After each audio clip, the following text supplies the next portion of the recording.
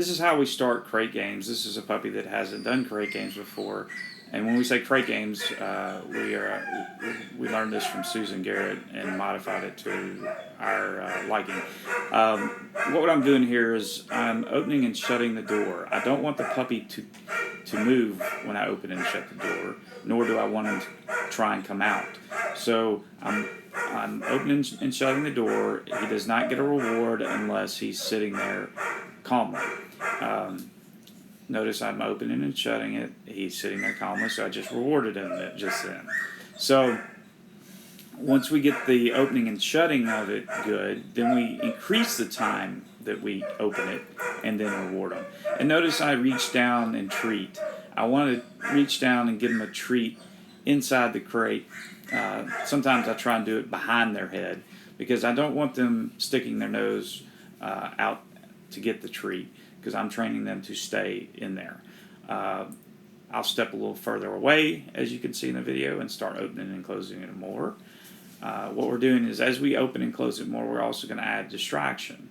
But we want, just like anything else we're training, we want to increase the time, the distance, and then increase the distraction. So I'm going to move further away the next training session and leave it open and return and give them a treat. I had notice that yellow toy. That's extra distraction because puppies love toys. So we're holding that out there to tempt them, but we want to make it successful so we don't over tempt them too much. And if they fail, you just shut the crate door and they don't get to go anywhere and they don't get a treat. So that's the simple part of it. And again, it's like play sport training. Again, time, distance, and distraction. So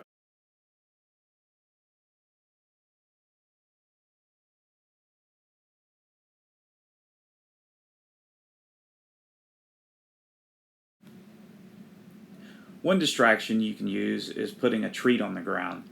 And you do the same thing. You shut the door if they try to get it. That's what I'm doing in this situation. But once they sit there calmly and don't try to move forward, I will pick up the treat and give it to them. And then I'll give them a second treat as a reward also for sitting there calmly. So that's about it.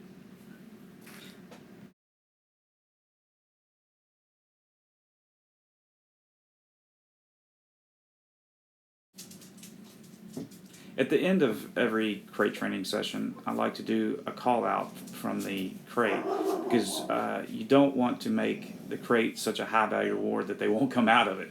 It's kind of a fine line that you want to be careful with. So all you do is simply call them like I just did, and I put a place board out in front, as you can see, and I call them out and with my hand and a verbal, I call them their name.